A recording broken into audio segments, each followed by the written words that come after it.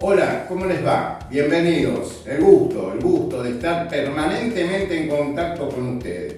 Hoy vamos a ver una nota con Oreste Berta. Oreste Berta en ese momento creo que tenía 71, 72 años. Mucho más no tenía. Pero escúchenla bien. Habla del Berta LR, habla de cuando se inició en los Sport Prototipo, en el turismo de carretera, habla cuando él era empleado de Ica Renault. Habla del apoyo que le prometió el gobierno en ese momento y no se lo dieron, prácticamente la empresa estuvo a punto de fundirse. Oreste habla de Di Palma y habla de Juan María Traverso y habla del Nene García Veiga. ¿Qué les parece? Mírenla porque está buenísima la nota. Berta me contó todo, no guardó nada. La vemos.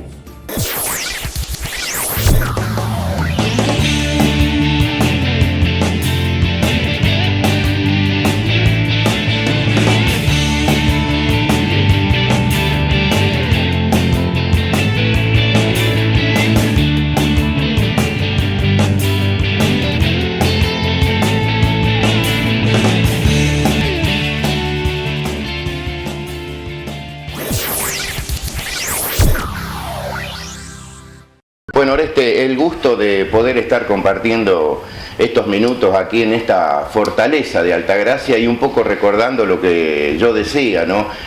Fueron una de las primeras notas cuando yo empezaba en el periodismo a hablar con Oreste Berta, me acuerdo en el autódromo de Maggiolo. Mucho tiempo atrás. Mucho tiempo atrás.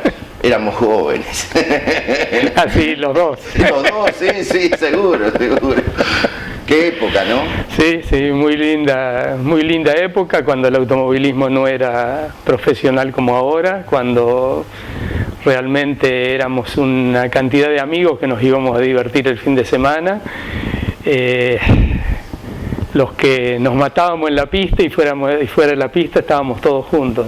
Un poco diferente con el profesionalismo. Exacto, yo lo que noté en toda esa época, incluso antes también, la gran amistad que existía entre los pilotos, entre los preparadores, no había chasistas, ingenieros a lo mejor como hay en este momento, ¿no? Pero me refiero que yo notaba que había mucho más camaradería, me parece. No, realmente éramos todos muy amigos, tirábamos todos del mismo carro para adelante. Yo recuerdo, se rompía un motor de un piloto de otra marca y estábamos todos enseguida ayudando para reparar ese motor y no perder un auto para la carrera. Recuerdo haber ayudado a nosotros corriendo con Ica, con los motores Torino, ayudando a los de Ford, ayudando a los de Chevrolet, ayudando a desarmar los motores, a reparar motores de otras marcas para que alguien no se quedara sin correr el fin de semana. O sea, vivíamos todos juntos, nos divertíamos todos juntos y bueno, y en la pista se mataban entre ellos. Oreste, ¿cómo fue el inicio con los Torino, año 67? ¿Cuánta expectativa? ¿Qué revolución se produjo en el automovilismo argentino, no?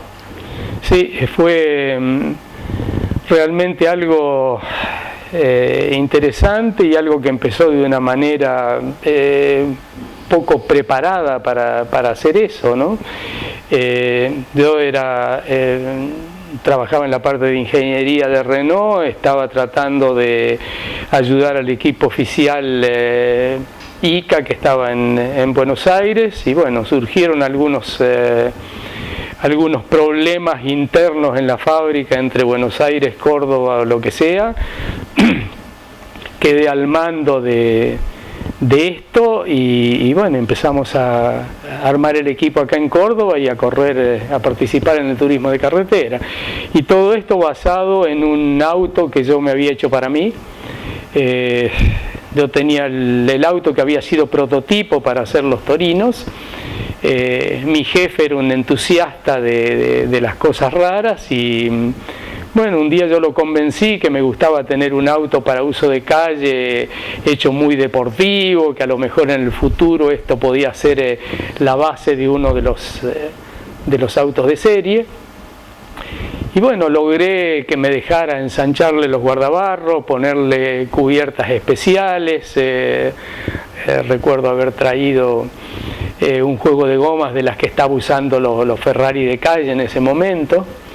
Y un motor con 3 carburadores Weber, y era un auto que iba algo así como 250 kilómetros, un auto de calle en ese tiempo era una locura total, ¿no? Y un día dijeron, bueno, vamos a hacer un auto de carrera basado en este auto. Y ya estaba muy probado. Claro, ya estaba muy probado. Ya tenía varios miles de kilómetros en la ruta hecho. Claro, claro. Y se inicia en el año 67 con 3 pilotos. Uno era el piloto, digamos, de Oreste Berta, Eduardo Copelo, y después se fueron eligiendo los demás. Lo que pasó fue esto, que cuando hicimos el equipo me dieron plena libertad para elegir los pilotos. Yo en ese momento lo tenía Eduardo Copelo como en mi equipo particular, y dije, bueno, Eduardo va a ser uno de los pilotos. Tenía gran admiración por Gradasi, que era uno de los contrincantes que teníamos en las carreras. Con los DKB, ¿no? Claro, con los autos de turismo nacional, en ese tiempo era... Anexo J. Anexo J, exactamente. Y Jorge Ternengo, yo me crié con él, trabajamos con las motos de carrera juntos. Coterráneo, Ternengo. Sí. Y bueno, decidí llamarlo también, así tenía 3 personas cerca con quienes tenía una cierta relación, porque en realidad no conocía a los otros pilotos, los pilotos que estaban corriendo a nivel nacional. ¿Y había idea de lo que era la categoría, o estaba metido tanto en acá en Altagracia, en los zonales, que por ahí no tenía la magnitud que era el turismo carretera? La verdad, ¿no? Que muy poca idea de lo que pasaba. Ajá. Un turismo carretera que había terminado en el año 66 espectacular, con un Bordeaux campeón, y bueno, después es como que salen ustedes y empiezan a revolucionar un poco lo que... Es que fue un cambio muy grande, en el automovilismo, y bueno, al poco tiempo de nosotros haber empezado con esto, empezaron a haber también algunos cambios reglamentarios para ir acomodando las cosas, que no, es decir, que la categoría se fuera adaptando a lo que nosotros estábamos haciendo. Qué bueno lo del croto esa historia de cómo fue, no lo vio más, ¿no? No se sabe quién fue ese. Para nada, son esas historias que uno dice como algo que parece imposible que hubiese ocurrido, ¿no? Pero qué increíble, uno se pone a pensar, ¿de dónde salió? De dónde salió no lo sé, yo sé que, y la voy a relatar a la historia de nuevo, llegó un camión del Mosquito, que era quien transportaba nuestros autos de carrera para el debut en la primera carrera de turismo de carretera en San Pedro, y llegó el camión, bajamos los autos, yo en ese tiempo probaba todos los autos en la ruta, así que salí con uno de los autos, lo probé, iba perfecto, salí con el otro, iba perfecto también. El tercer auto, cuando lo empezamos a probar, tiene una falla, empezamos a trabajar y la falla no la podemos encontrar, y viene un linchera de los que había en ese tiempo con un palito, el morral, todo colgado ahí, y empezó a hablar y me dijo, oye, qué bueno los carburadores Weber 45 DSOE, esto era no digo una novedad, pero era algo muy muy nuevo, y que solamente había 2 o 3 autos que lo tenían. Y bueno, escuchó andar el motor y me preguntó qué problema tenía, y le dije que tenía le expliqué cuál era el problema, y me dice, tiene invertido un centrador. Centrador es algo que va después de la trompeta del carburador, y que no había manera de verlo porque la trompeta era curva, entonces aunque uno mirara de acá no podía ver lo que pasaba. Sacamos la trompeta, tenía el centrador puesto al revés, lo invertimos y salí, el auto andaba perfecto. Y cuando volví el linchera había desaparecido, así que quién era, de dónde salió, cómo sabía que existían los Weber, no lo sé. Muchas veces me puse a pensar en el tema, digo, alguna de estas personas que en su vida ha tenido algún problema y no fue el primero que fue a vivir abajo un puente o cosa por el estilo. Y ¿no? era joven, un tipo... La verdad que no recuerdo. No recuerdo. Claro. No recuerdo.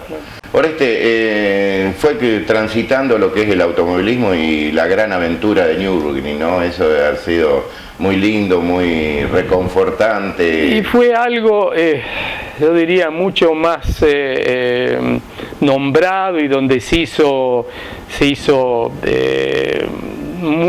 mucho alrededor de lo que pasó acá en la Argentina. Nosotros allá, el problema nuestro era tan grande de poner un auto para competir, que funcionara, correr una extenuante carrera como fueron las 84 horas. Estuvimos un mes trabajando en los autos. Yo hice miles de kilómetros de prueba dentro del circuito, que la verdad, cuando terminó la carrera estaba tan extenuado que no sabía ni lo que pasaba. Después me enteré, y los medios de comunicación no eran como los actuales, ¿no? Claro. Y después me enteré de lo que había sido la Argentina, de cómo nos habían seguido, de la fiesta que había sido acá, pero para nosotros allá fue algo bastante duro.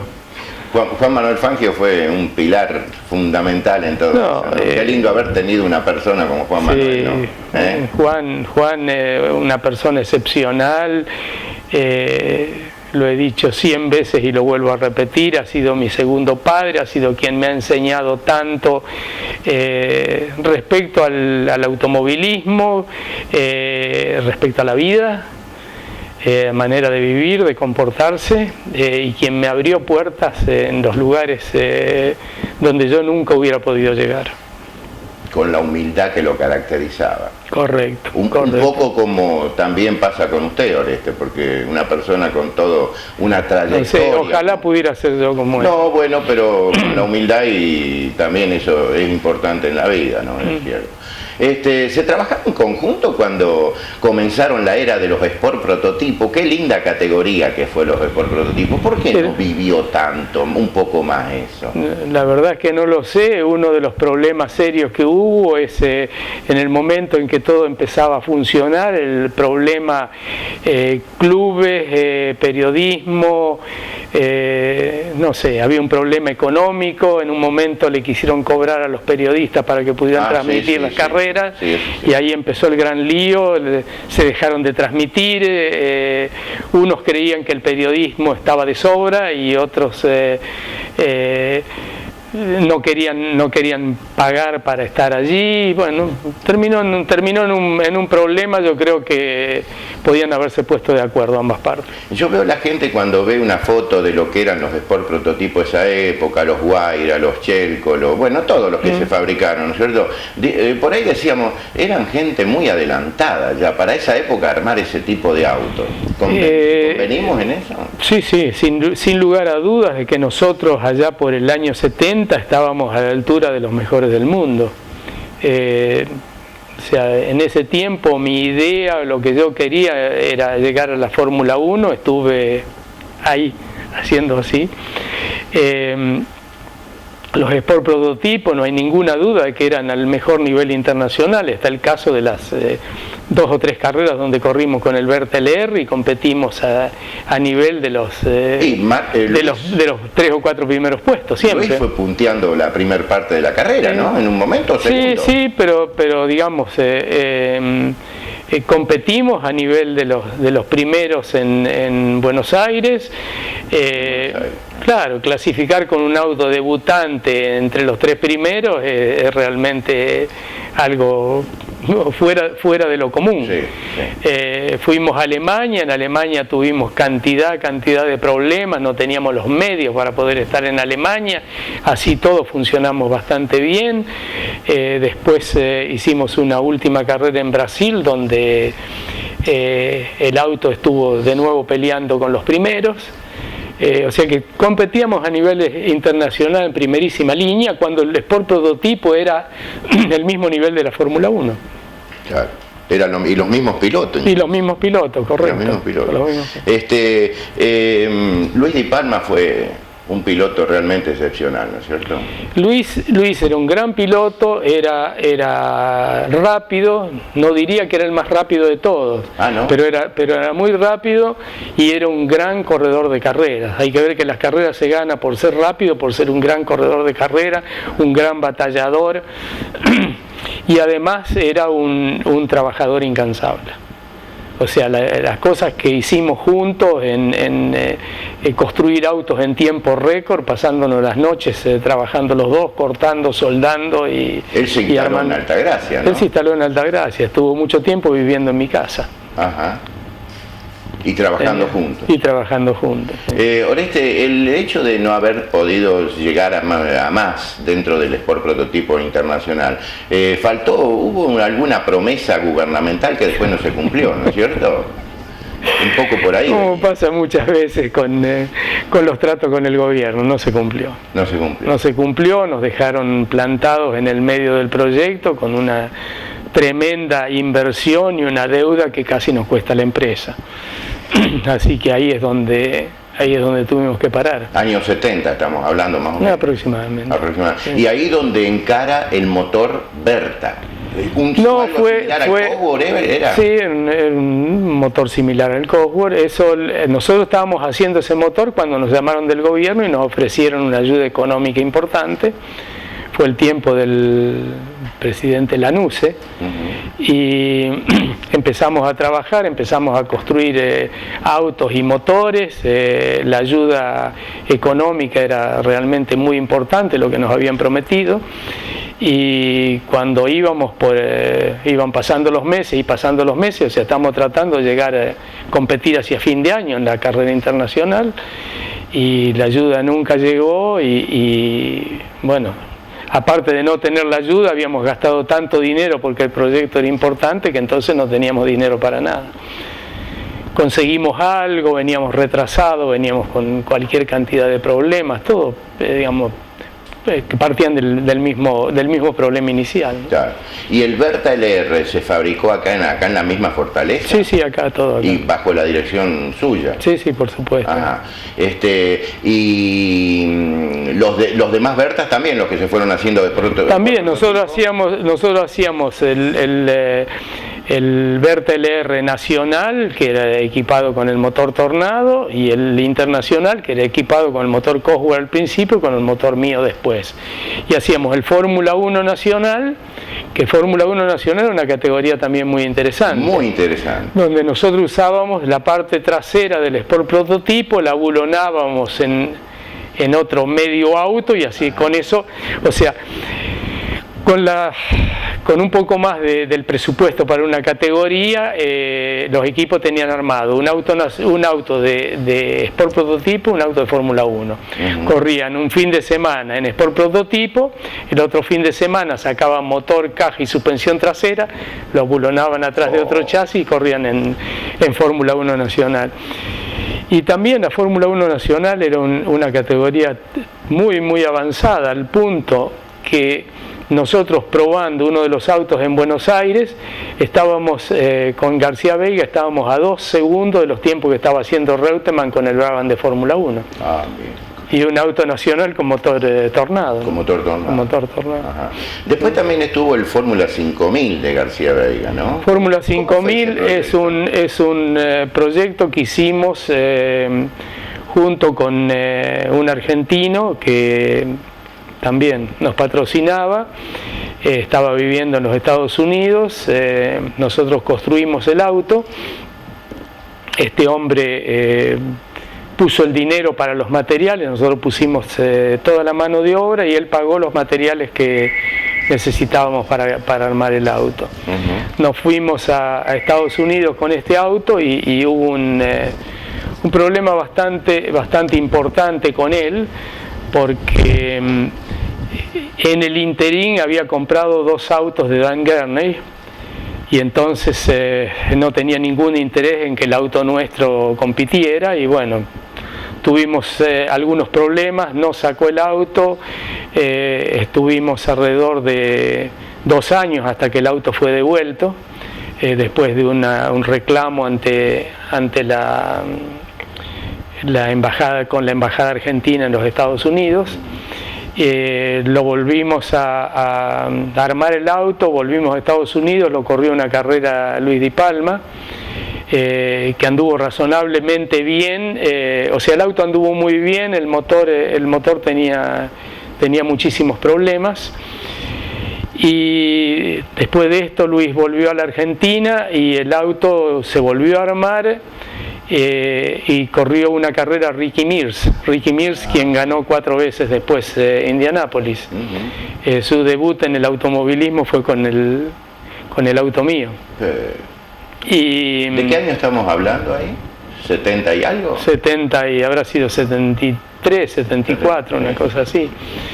Y en esa carrera, en las primeras había clasificado primero, segundo, y en la carrera también iba en primero, segundo cuando tuvo un accidente. El auto se rompió bastante en la parte delantera y estuvimos alrededor de 2 meses tratando de conseguir un permiso de la aduana para mandarlos, de la aduana argentina, para mandar los repuestos a Estados Unidos. No lo conseguimos y bueno, el sponsor que teníamos en Estados Unidos decidió que no se podía trabajar con la Argentina. Y ahí murió el proyecto. Ahí donde me decía que estuvo cerca de la Fórmula 1. Bueno, con ese auto le pusimos, convertimos la suspensión, usamos el monocasco, convertimos la suspensión para lo que era Fórmula 1 y le pusimos un motor de los nuestros, y fuimos a entrenar a Buenos Aires para la carrera de Fórmula 1. Rompimos el motor en los entrenamientos y directamente decidimos abandonar porque ya el esfuerzo económico era algo que no podíamos más aguantar. Además era sin ningún tipo de ayuda, ni gubernamental ni privada. Nada. Ni siquiera la petrolera que en ese momento... No teníamos nada porque tanto se había hablado, tanto se había mentido con respecto a la ayuda que nos había dado el gobierno para el proyecto anterior. Los números eran algo así. El gobierno decía que nos daban $400.000 y creo que el total cobrado no llegó a 5.000 o algo por el estilo, cosa que no mucha gente lo sabía y tampoco yo me tomé el trabajo, tampoco quise ir a la pelea de ir a publicar lo que había pasado. Claro. Así que ahí murió el proyecto, pero quedó también bastante en la gente la idea de que nosotros habíamos desperdiciado dinero del Estado. Entonces, con el tema de Fórmula 1 dije, voy a hacer un Fórmula 1, voy a competir contra los europeos, voy a poner el auto ahí adelante y ahí recién voy a tratar de conseguir ayuda económica. Hasta, digamos, en el principio rechacé algunas de las ayudas que me habían ofrecido. ¿Hubo propuestas? Fracasé. ¿Hubo propuestas de ir a Europa a vivir? Hubo unos años después, un día me llamó Fangio y me dijo que había una propuesta de Alfa Romeo para que fuese el director técnico del equipo Alfa Romeo en Fórmula 1. Le dije que ya había pasado la hora y que no tenía más ganas de seguir en la Fórmula 1. Tenía mi empresa acá funcionando perfectamente y era lo que más me interesaba, ir adelante con esto. Eso fue, creo que alrededor de los años 80. Y después en el 90 y de haber sido 98, 99, tuve una oferta de Ford de los Estados Unidos para dirigir el equipo Jaguar de Fórmula 1 y tampoco lo acepté. Se hizo elementos, ¿no?, para mandar a Fórmula 1, a Ford. Yo trabajé durante 5 o 6 años como asesor del vicepresidente de Ford de los Estados Unidos en la parte de Fórmula 1, asesorándolo en más o menos cómo moverse ellos y por ejemplo, una de las cosas que le sugería a Ford y que se hizo fue la compra de Cosworth. y más o menos de qué manera tenían que manejar las cosas en Fórmula 1, pero no involucrado directamente en el equipo. Sí en alguna de las partes del diseño del motor Cosworth. Y después de lleno al TC2000 también, ¿no? Con la Coupé Ferro, ¿no es cierto? Qué linda época, ¿no? Sí, sí. Qué linda época. Muy, muy interesante. Tuviste muy buenos pilotos.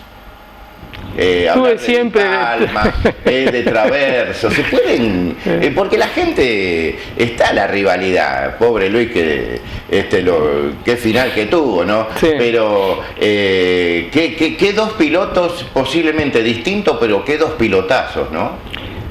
Pasaron. ¿Se pueden comparar?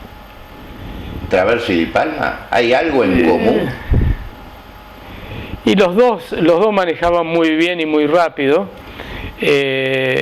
Dos de los más grandes pilotos que tuvo la Argentina, ¿no? Uno muy dedicado al auto y el otro que no quería saber ni que el auto existía, lo único que quería es tenerlo el domingo en la línea de largada y que funcionase perfectamente, ¿no? Ajá. A tal punto que Luis no quería que yo me subiera al auto de él y Traverso quería que yo ya no lo quería probar en ese momento, y entonces Luis Belloso era el piloto de prueba que ponía a punto el auto de Traverso. Buen piloto, Luis. Sí, muy bueno. Tuvimos y tenemos un nivel de pilotos realmente muy interesante en nuestro país, ¿no? Tuvimos y tenemos un nivel de pilotos muy interesante en nuestro país, y yo digo, si no tenemos pilotos en la Fórmula 1 es nada más que porque la idiosincrasia argentina es diferente de la de otros países, y los pilotos argentinos quedan en general conformes con correr en la Argentina. A diferencia de otros países como Brasil, por ejemplo, que yo pongo siempre este ejemplo, que cuando un niño se sube a un karting por primera vez, se sube para correr en Fórmula 1. Claro. Son dos cosas diferentes. Claro. Acá se conforman con llegar a... ¿Pero hay apoyo más gubernamental en Brasil? Si no se busca, y si uno no va haciendo toda su carrera basada en eso, no lo va a tener, no lo va a encontrar al último momento. Claro. En Brasil está todo arreglado desde el principio, donde las empresas empiezan a involucrarse en todo eso y van siguiendo a los pilotos. ¿Cómo ve Oreste el automovilismo argentino? Tiene un nivel mundial muy interesante, muy interesante. Hay un buen nivel de pilotos y un muy buen nivel de ingenieros.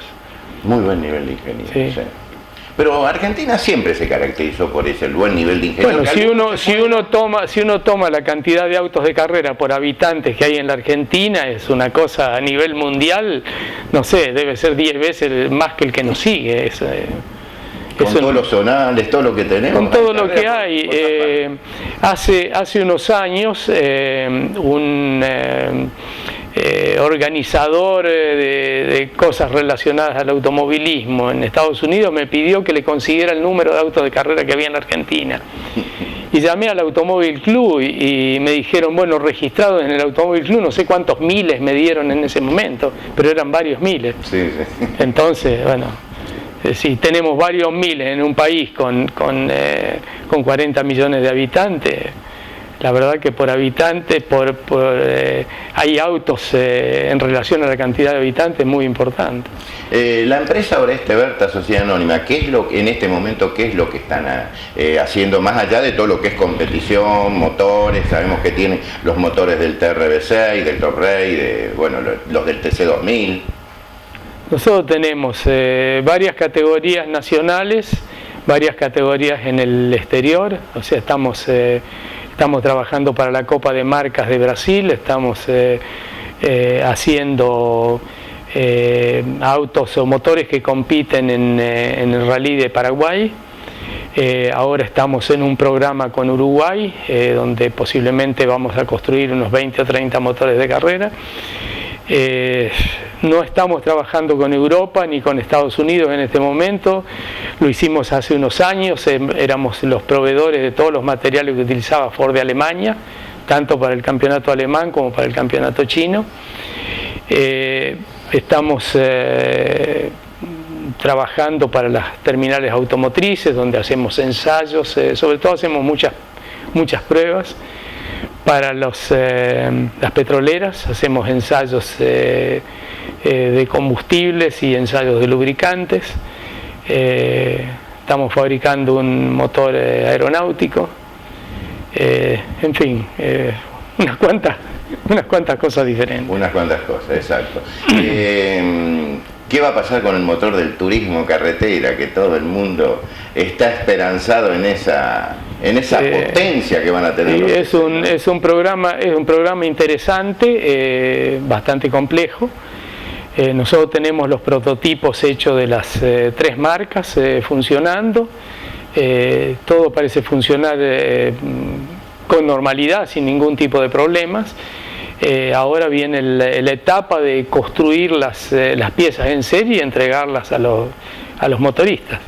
Pero digo, no es una cosa tan fácil así como parece. No, seguro. Hay que construir en serie, en bastante cantidad y en algo que va a ser fuera de nuestro control. Ajá. Entonces tenemos que estar absolutamente convencidos que cada pieza que se entrega está perfectamente bien hecha y que va a poder ser manejada sin ningún problema. ¿Ustedes van a entregar el motor, digamos, despiezado? No. Nosotros vamos a entregar nada más que una cantidad de piezas. Que va a ser la parte de arriba, la tapa de cilindro armada con sus múltiples. Ajá. Y la parte de distribución que comanda los árboles de leva. Y un refuerzo para el bloque abajo, porque en las condiciones normales no aguanta la potencia del motor. ¿Se va a hablar de 80 caballos más? ¿Algo más también puede ser? Es un motor que tiene 450 caballos, 450 caballos medido con los estándares internacionales. No sé cómo eso compara medido con lo que mide actualmente el turismo de carretera. ¿Por qué el TC es como es, Oreste?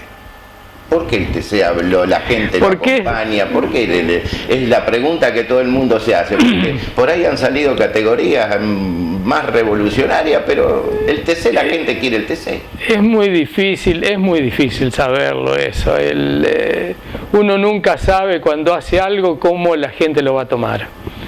A veces el artista canta o el pintor pinta un cuadro y cuando él cree que hizo la maravilla, a lo mejor la gente lo toma como una maravilla, a lo mejor no le gusta.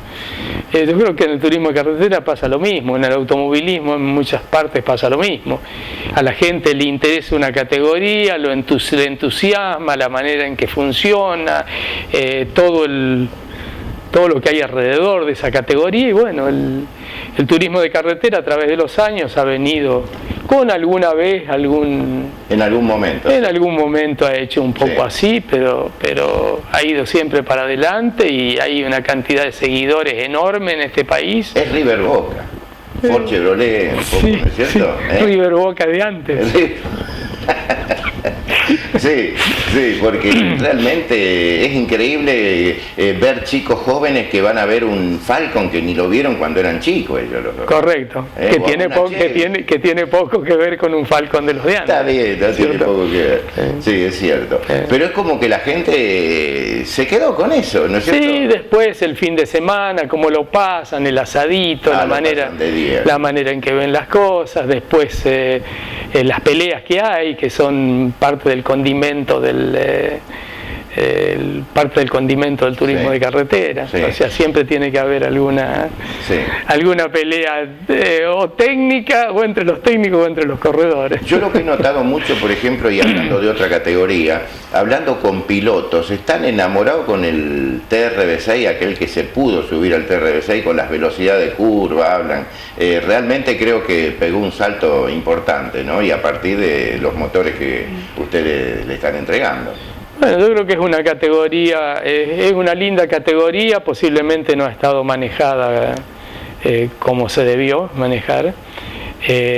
Cuando realmente habían llegado bastante arriba, se derrumbó y ahora está de nuevo subiendo, lentamente volviendo a su lugar. Es una categoría interesante por los costos que se manejan y por lo parejo que es todo, ¿no? Claro, claro. ¿Y el turismo nacional?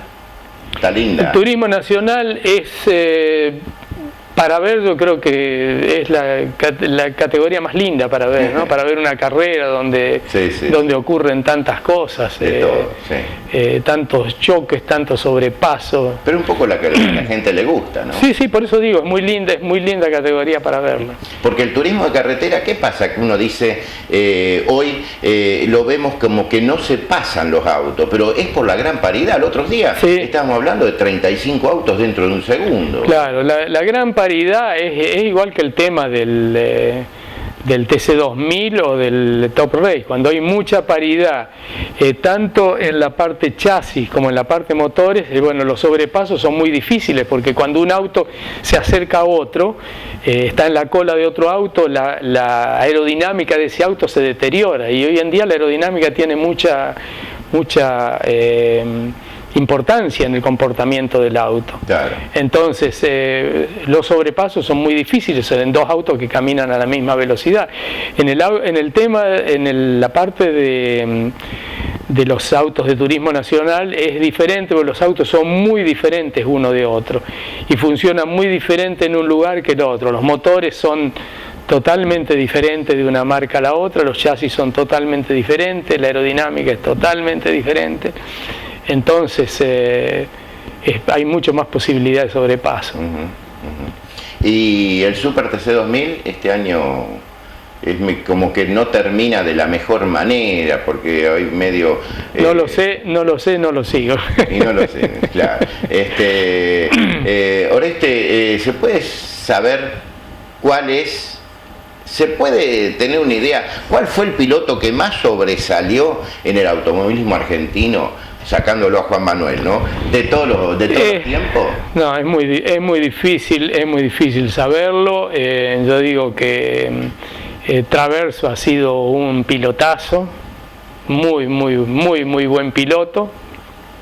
Di Palma lo ha sido, el nene García Veiga, para mí ha sido el piloto más rápido y con más posibilidades de correr un Fórmula 1 ha sido García Veiga. Qué lástima que dejó joven. Bueno,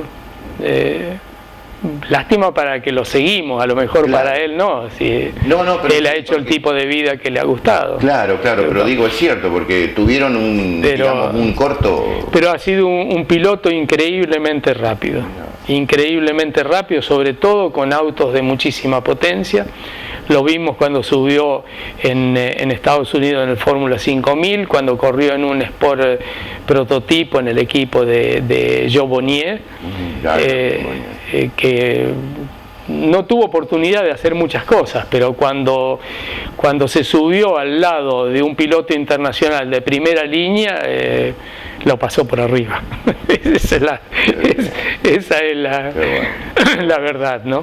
Reutemann. No, Reutemann evidentemente ha sido otro gran piloto, lo demostró con sus actuaciones en Europa.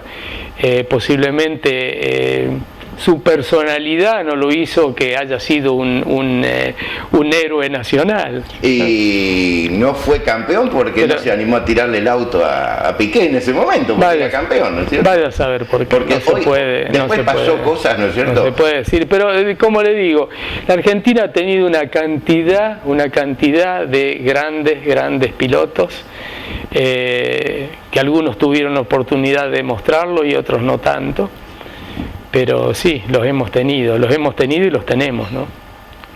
Oreste, muchas gracias. No, te agradezco mucho. Realmente, como le decía al principio, es un honor, un orgullo poder venir a un lugar acá, La Fortaleza, y poder estar dialogando con Oreste Berta. Bueno.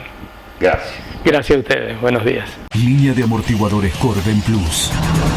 Máxima durabilidad de sus componentes. Diseño según especificaciones de equipo original. Mayor confort y seguridad. Corben, la fuerza de un líder.